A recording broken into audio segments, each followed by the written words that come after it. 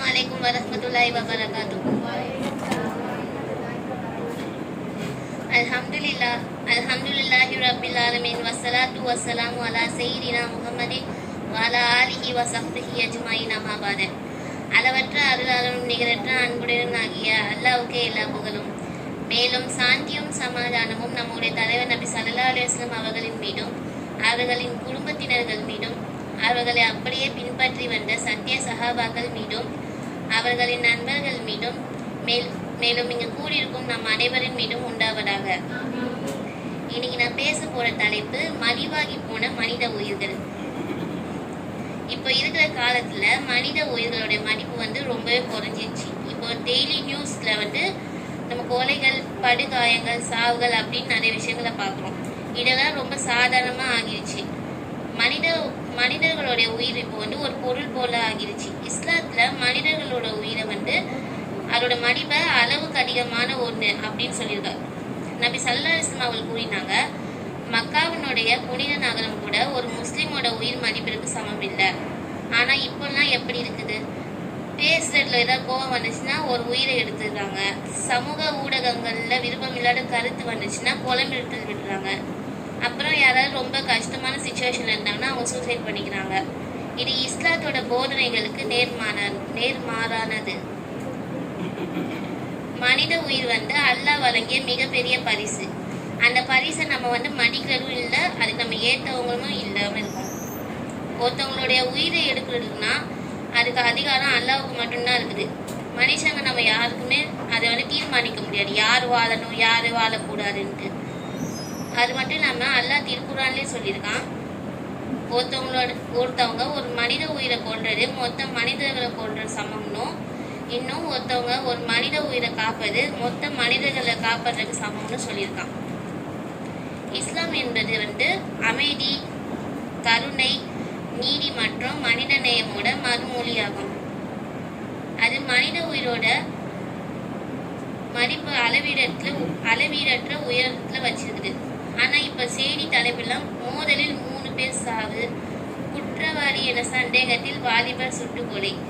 இதுல நம்ம ஒரு விதத்துல தூசியை தட்டி விடுற மாதிரி இருந்துக்கணும். ஆனா அந்த மௌத்துக்கு பின்னாடி அது ஒரு உயிர். அதுக்கு பின்னாடி இருக்கிறது நம்ம ஒரு குடும்பம், ஒரு தந்தை, ஒரு தாய், ஒரு பிள்ளை, ஒரு வாழ்க்கை. இஸ்லாத்துல ஒரு மனித உயிர் எடுக்கிறது மிக மிக கொடுமையான பாவம்னு கருதப்படுது. இன்றைய சமூகம்ல மனித உயிர்கள் எவ்வளவு மலிவாகிடுச்சுன்னா, ஒருத்தவங்க சூசைட் பண்ணிக்கிறாங்க. அதை நம்ம ட்ரெண்டிங் நியூஸ் போல பாக்குறோம்.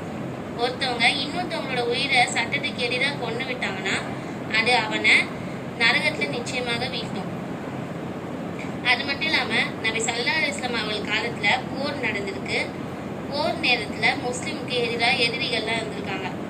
அது அவங்களுக்கு மிகப்பெரிய அபாயத்தையும் ஏற்படுத்தி இருக்குது. அந்த போர்ல ஈடுபட்டவங்க எல்லாம் சுமார் 600